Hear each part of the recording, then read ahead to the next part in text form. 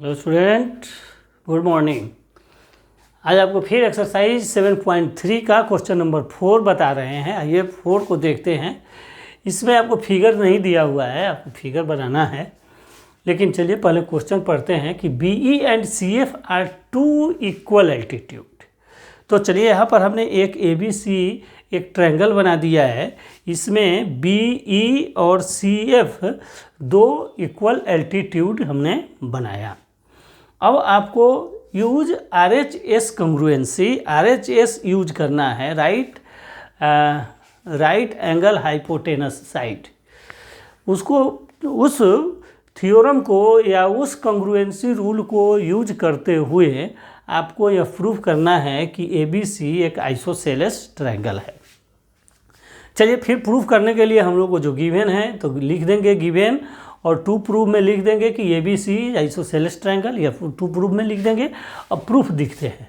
Proof हम लोग क्या लिख रहे हैं, प्रूफ में क्या है, देखिए RHS यूज करने के लिए आपको इसमें कंडीशन लगाता है कि यूजिंग RHS यूज करना है। तो RHS के लिए देखिए, ये जो CF और BE जो दो एल्टीट्यूड है, एल्टीट्यूड हमेशा 90 डिग्री बनाता है, तो ये दोनों तरफ 90 डिग्री बनाएगा, ठीक है।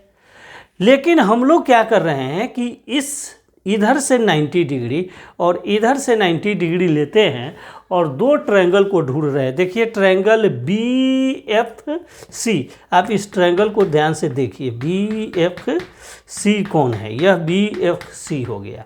और दूसरा आप ले लीजिए BEC, ये ट्रायंगल ले लिया, BEC यह ट्रायंगल ले लिया। तो यह BEC और BFC यह दोनों ट्रायंगल को हम लिए और कॉन्ग्रुएंट प्रूव कर रहे हैं। तो चलिए अब हम इसमें बोलते हैं इन ट्रायंगल क्या BFC, in triangle BFC and triangle कौन सा BFC और BEC में हम लोग देखेंगे अब क्या क्या देखिएगा और क्या बोलिएगा कि इक्वल है।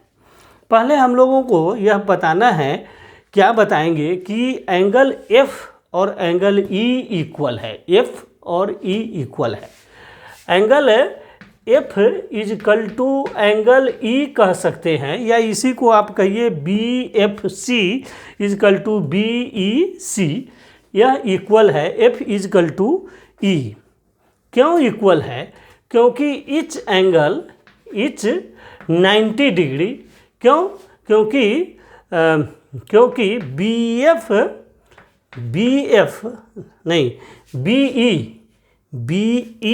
एंड CF आर एल्टीट्यूड है, इसलिए और इक्वल भी है, इसलिए angle F is equal to angle E हो जाएगा। दूसरा आप बोल सकते हैं, पहला क्राइटेरिया हम लोग कॉन्ग्रुएंसी का ढूंढ लिए। दूसरा कह सकते हैं कि BE इजकल टू चलिए इधर से BE इजकल टू CF। क्यों भाई, क्यों इक्वल है, इक्वल एल्टीट्यूड है, गिवन है, equal altitude given, equal altitude जो है वो गिवन है। और तीसरा अब हम लोग क्या बोलेंगे, देखिए BC इजकल टू BC, यह क्या है, यह कॉमन है। अब देखिए एक राइट एंगल हो गया,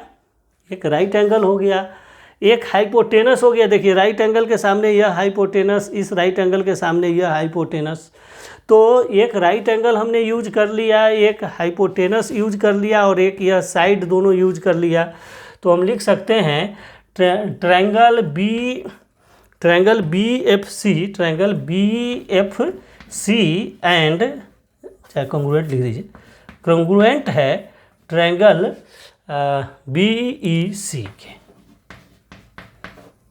क्या, क्यों, बाई RHS से हमने कॉन्ग्रुएंट प्रूफ कर दिया कि यह दोनों ट्रायंगल जो है कॉन्ग्रुएंट है। अब देखिए, अगर यह दोनों ट्रायंगल कंग्रुएंट है, इससे हमको कुछ मिल रहा है। क्या मिल रहा है? देखिए, अगर यह ट्रायंगल है, यह बड़ा वाला एक ट्रायंगल, तो इसका एंगल B और इसका angle C by CP/CT equal होगा।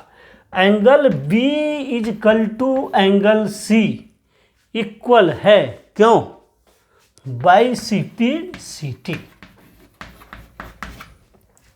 B को आप ऐसे भी बोल सकते हैं FBC और ECB, ऐसे भी बोल सकते हैं, या ऐसे भी लिख सकते हैं कि angle B is equal to angle C या बाई CP/CT इक्वल है। अगर यह दोनों एंगल इक्वल है, अगर B इक्वल है और C इक्वल है, तो हम कह सकते हैं कि इसके साइड भी दोनों इक्वल होंगे। B के सामने कौन? B के सामने आ गया AC इजकल टू C के सामने क्या आ गया? अपोजिट, यह हो गया AB। तो AC इजकल टू AB क्यों इक्वल है भाई? इक्वल इसलिए है कि एंगल अपोजिट नहीं, साइड अपोजिट लिख सकते हैं आप, side opposite to equal angle are equal. चूँकि हमने यह रूल पढ़ा है कि दो एंगल अगर इक्वल है तो उसके सामने का जो साइड होता है वह इक्वल होता है, अगर साइड इक्वल है तो उसका एंगल इक्वल होता है। तो इस तरह से हम यह कह सकते हैं कि AC इजकल टू AB, अगर AC AB के इक्वल है, AC जो है AB के इक्वल है, इसलिए हम कह सकते हैं therefore triangle ABC is an isosceles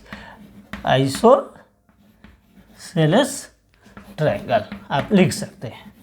क्यों? क्योंकि यह दोनों बराबर है तो आइसोसेलेस ट्रायंगल है, इसलिए आप लिख सकते हैं कि यह दोनों आइसोसेलेस ट्रायंगल है। चलिए, ये भी बहुत आसान क्वेश्चन था।